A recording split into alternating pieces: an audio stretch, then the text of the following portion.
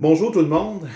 Mon nom est Paul Boissonneau, directeur général du Centre Nouveau Regard à Notre-Dame-de-Lourdes, un centre pour alcooliques toxicomanes. Puis je fais aussi partie de l'association COCD qui accueille des alcooliques toxicomanes, hommes, femmes, des gens avec atteints de santé mentale des fois problématiques. D'entrée de jeu, là, je dois vous dire que je pensais pas en tout d'être encore là ce matin, à la même place que là, 3 mois, 6 mois, puis un an, en train de parler au public pour faire des revendications parce que ça n'a pas de sens. Ça n'a pas de sens. Je suis conscient que, bon, M. Legault fait son possible comme tout le monde, là. La pandémie nous a ramassé, on improvise avec qu'est-ce qu'on a puis qu'est-ce qu'on peut. Moi là, ce bout-là, c'est correct. C'est correct. Probablement que je ne ferais pas mieux. Mais il y a des places qui ont des lacunes. Je me suis pris des notes, hein, parce que depuis environ 10 ans, on a des problèmes. Certains centres de traitement au Québec, avoir une stabilité financière, avoir une stabilité avec nos employés parce qu'on a de la difficulté à leur donner un salaire euh, pour aller rejoindre les gens du ministère. Exemple, il y a des gens ici qui vont commencer à 15$ de l'heure, puis on a d'autres places au public qui les appellent puis ils les offrent 20$ de l'heure. Fait qu'on perd nos intervenants. Depuis le début de la pandémie, je l'ai dit, je l'ai répété, on a besoin d'aide. Je l'ai écrit, j'ai parlé avec des gens de Québec. Encore une fois, on nous a fait accroire qu'on aurait une rencontre pour régler le problème. Encore une fois, excusez, mais encore une fois, c'était de la merde. Puis aujourd'hui, je suis en tabarnak. Je sais pas si vous avez remarqué, je pense mais aujourd'hui, hein, je suis en coton ouaté parce que quand t'as pas une scène comme certains scènes, aujourd'hui, il faut que je parte le tracteur, il faut qu'on parte le weed eater parce qu'il va falloir le faire gazon, parce qu'on n'a pas d'argent à payer personne. Parce que moi et Patrick, le directeur clinique, on se met les mains à pâte, puis des fois, il s'occupe de la fosse septique. C'est comme ça. Fait que nos preuves qu'on veut aider notre prochain, je pense qu'on n'a rien prouvé à personne. Là. Puis heureusement que j'ai quelque chose que le gouvernement n'a pas derrière lui. On a une communauté au complet. Ouais.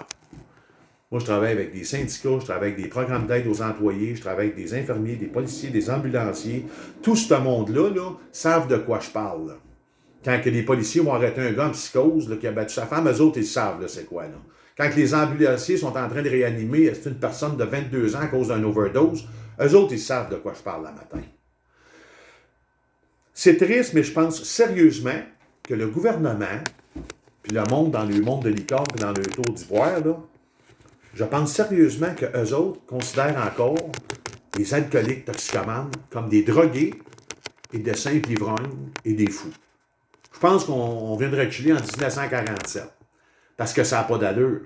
Ça n'a juste pas d'allure qu'à 50 km d'ici, il y a des centres qui reçoivent le PSOC, 400 000 $. Ils ont 40 résidents. Ils ont baissé ça à 20 parce que la pandémie, c'est dangereux, il faut garder le 2 mètres. Hein? Tout le monde est payé, la vie est belle. Puis il y a des centres comme nous autres qui n'ont aucune subvention, que moi, je n'ai pas le choix de rester plein. J'ai zéro argent du gouvernement. Hein? PSOC, on n'a pas le droit à ça. Puis je suis obligé d'avoir des litres. Je suis obligé de faire des admissions. Parce que s'il n'y a pas d'admission, il n'y a pas d'argent. Pas d'argent, je ne peux pas payer mon monde. Pas payer mon monde, je ferme. Je ne suis pas tout seul. Là, dans notre association, là, il y a 3 centres qui sont sur le point de fermer. Là. Puis quand je dis sur le point de fermer, là, ça va pas bien. Là. Ils sont obligés de couper les heures en deux de certains intervenants. Je nommerai pas de nom par respect, mais je peux vous jurer d'une affaire que les prochaines semaines, à toutes les semaines, on va vous faire une vidéo, on en nommer des noms, m'arriver avec des chiffres, puis m'arriver avec des statistiques du ministère. Moi, ce que je veux vous dire, là, c'est que si on enlève la drogue et l'alcool de l'équation, là, on s'entend-tu qu'il y a moins d'accidents, qu'il y a moins de vols, qu'il y a moins de crimes en général, qu'il y a moins d'homicides, qu'il y a moins de suicides, qu'il y a moins d'accidents de char. Parce que même si le gouvernement met de l'argent dans les annonces d'un gars qui chauffe son char parce qu'il a fumé du pot puis ça fait un gros bang, un face-à-face, là, Moi, vous le dire, là, ça ne change pas grand-chose. Dans le temps, ils mettaient des machines à poker, là. Appelle si c'est un problème. Asti, quand ça fait 2000$, tu mets à 2 heures du matin d'une machine à poker, ça ne te tente pas d'appeler. Bien, la drogue et l'alcool, c'est la même affaire. Je ne vous dis pas que nous autres, les centres de traitement, on est la grosse solution. Mais je peux vous dire qu'on fait partie de la solution, par contre. Parce que moi, ici, là, tous les mondes qui rentrent, là, si j'en sauve un qui garde son travail, s'il y a un gars qui vient ici parce qu'il était violent sous l'effet de certaines substances, puis il règle son problème au centre. Si partout au Québec, on empêche un gars de se suicider, là, bien, on va avoir gagné. Mais je peux vous dire que nous autres, à l'association 18 centres, qui représente à peu près 1500 litres, à tous les jours, à toutes les semaines, on en aide du monde. Ça, personne ne peut nous l'enlever. On n'est pas la solution au problème, mais on fait partie de la solution. Commencez par nous aider, là, au lieu de... Vous pouvez ouvrir des centres de crise. Vous en sortez de l'argent, ouvrez des centres de crise, des psychologues, des psychiatres, des rendez-vous à l'hôpital. Ça arrive Notre-Dame à Montréal, là, cet été, il va y avoir des tentes pareilles. Là. Il va y avoir des itinérants pareils, puis à l'automne, tu vas te chicaner avec eux autres. Tu vas faire quoi? Tu vas les renvoyer dans un centre de crise. Commencez donc par les rentrer ici, dans nos centres. Hein? Donnez-nous un coup de main. Puis tous ceux qu'on peut aider qui se reprennent en main, là, bien, ça va être un gros, gros bout de régler. Parce que moi, là, monsieur le ministre, là, moi, là, je vis des affaires que vous n'avez jamais vécues, puis je vis des choses que vous vivrez probablement jamais. Moi, toutes les semaines, là, ici, là, je vois le regard de maman dévasté, qui ne savent plus quoi faire. À toutes les semaines, là, monsieur le ministre, moi ici, là, je cherche des bonhommes de 250 livres qu'on va appeler des pères de famille, là, qui me serrent dans leurs bras, là, puis ils pleurent parce qu'ils sont à bout, puis ils se demandent ce qui arrive avec leurs enfants. Ils pleurent dans mes bras, là, comme des adolescents puis comme des enfants, monsieur le ministre. Ouais. Moi, toutes les semaines, là, puis comme les autres centres, on voit des hommes et des femmes arriver avec un regard vide, qui ont perdu leurs enfants, qui ont perdu leur travail, qui se sont divorcés, où il y a eu de la violence. Moi, monsieur le ministre, là, ben, je vois ça à toutes les semaines. Moi, quand je me lève le matin, là, c'est ça que je fais. Ouais. Puis ça, c'est bon pour tous les autres centres de traitement au Québec. Imaginez-vous, là, faire ça, là, pas une scène. On roule, on mange, on vit, on donne des salaires sans votre aide. Essayez de vous imaginer si on aurait un petit peu d'aide et une ouverture d'esprit, là, parce qu'une ouverture d'esprit, c'est pas une fracture du crâne. Là. Bien ça, là, imaginez-vous avec votre aide ce qu'on pourrait accomplir. Par chance qu'on ait des organismes qui nous aident, parce que dans nos établissements aussi, il y a de la maladie mentale. Monsieur le ministre, au cas où vous n'étiez pas au courant, là, vous avez débloqué 3 millions. 3 millions, on a juste reçu 2,2 millions, puis il garde encore 25%. Pourquoi? On ne sait pas. Ça a de l'air gros, là, mais ça a donné 30 000 $ à peu près par centre. Ça ne paye même pas le salaire d'une personne. Hein? C'est un gros chiffre, 3 millions, là, mais c'est juste ça que ça a donné. Depuis 1 an, on est en pandémie. On se bat avec qu'est-ce qu'on a. Puis plus ça va, plus que vos CIS et vos CIUS nous en demandent. Des papiers, puis remplir des papiers, puis remplir des rapports, puis mettre des flèches à terre, puis mettre des vitres ici, puis changer de masse, puis cette masse-là n'est pas bon, puis le purel n'est pas bon, puis ça prend une autre sorte de purel. On est des organismes à but non lucratif. Malheureusement, je vous expliquerai dans les prochaines vidéos pourquoi on n'a pas de PSA. Vite fait, là, on est un centre certifié. Si on ne sera pas certifié, on pourrait être reconnu comme un organisme communautaire, mais pour être capable d'opérer, il faut qu'on soit certifié. Fait que c'est ça qui arrive. C'est ça nos rencontres avec Québec. Ils nous envoient vers nos CIUS puis nos CIS. Puis nos CIS nous disent, on attend après le ministère. Puis là, le ministère, savez-vous qu'est-ce qu'il nous dit? Ben, référez-vous à vos CIS puis vos CIUS. Devinez qu'est-ce qu'il nous dit? Référez-vous au ministère. Puis là, devinez qu'est-ce qu'il nous dit. Hey, je peux vous tenir de même jusqu'à demain matin. Fait que mettez-vous à notre place, là. On en aura l'hostie de pompon. Moi, cette semaine, j'ai perdu une intervenante et un chauffeur parce qu'il était au bout du rouleau. Au bout du rouleau, et puis je ne suis pas de seul à qui ça arrive, là, je parle de moi, là, ça arrive dans plein de centres. Le plus triste là-dedans, là, c'est que je vous ai cru. Monsieur le ministre Carman, je fais rien contre le bonhomme, là. Probablement qu'il est trop occupé pour gérer ça, là, les centres. Je comprends.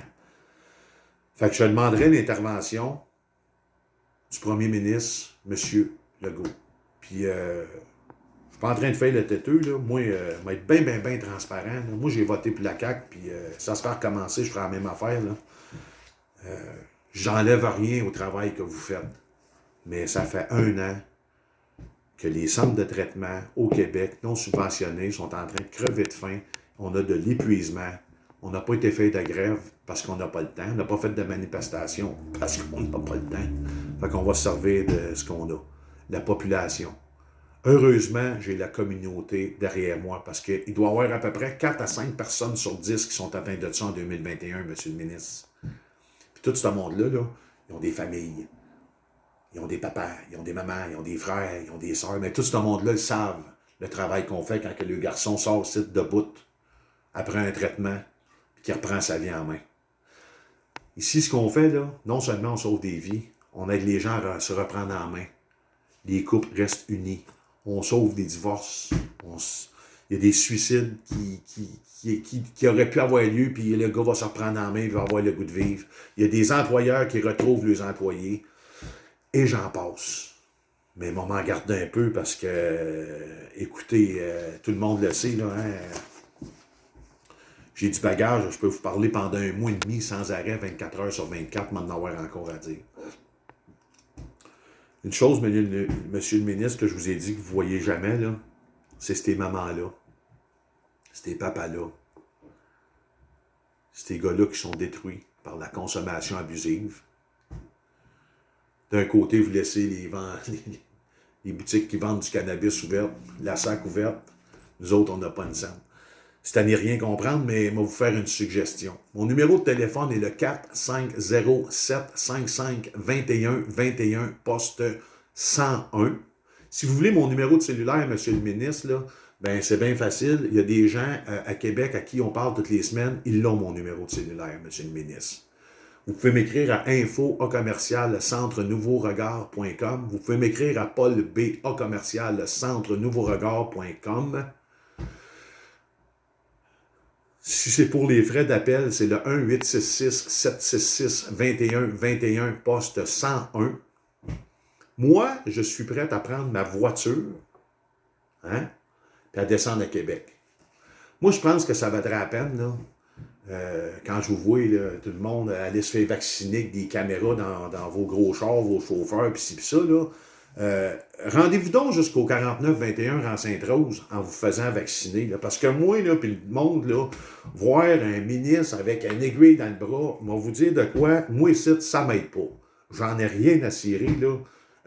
Moi, ce que je veux, c'est de l'aide. Je veux être entendu. Je veux parler à quelqu'un qui prend des décisions pour pas que les centres de traitement ferment et qu'enfin, on puisse faire notre travail qu'on fait déjà très bien avec une aide du gouvernement. Ceci étant dit, on va finir avec le vaccin. Le vaccin, juste vous dire comment ça marche, là, monsieur le ministre, ou les ministres, là. Nous autres, ici, notre clientèle, là, on la reçoit parce qu'on n'a pas de subvention, on n'a pas de choix, on n'a pas le choix. On ne peut pas faire comme certains centres, baisser ça, arrêter de faire des admissions, pas prendre ceux qui sont en sevrage. Nous autres, on n'a pas le choix. T'sais, si on veut vivre, on veut rester debout, continuer à aider la communauté, il faut travailler comme des soldats. Notre clientèle, là, on a demandé, nous autres, depuis le début, les intervenants, ceux qui travaillent en intervention auprès des alcooliques toxicomanes, d'avoir un vaccin. Ça n'a pas été fait encore. Ça n'a pas été fait encore. Nous autres, monsieur le ministre, pensez-vous que notre clientèle, là, le gars, quand il est dans un crack house, là, 3 jours par semaine à fumer du crack, là, pensez-vous que lui, il met son masque et il garde le 2 mètres? On va vous le dire, la réponse est non. Pensez-vous qu'un alcoolique en puissance, ça brosse, il garde le 2 mètres puis il garde son masque? Non. Nous autres, là, à tous les matins que Dieu fait, on se lève ici de gagner notre vie puis on se met en danger. Fait que j'espère que bientôt, le téléphone va sonner puis qu'il va se passer de quoi. Puis pour la communauté, pour tous ceux qui savent c'est quoi la maladie, je vous le demande sincèrement du fond du cœur, on a besoin d'aide. Là, j'ai besoin que vous partagiez ça. J'ai besoin que vous en parliez. Appelez à Québec, envoyez des emails. Les centres de traitement, les organismes à but non lucratif, on a besoin d'aide. Merci aujourd'hui de m'avoir écouté. Désolé là, pour les 2-3 tabarnaks qui ont sorti, là, puis j'en veux pas à personne là-dedans, mais ça fait. Merci. Bonne journée.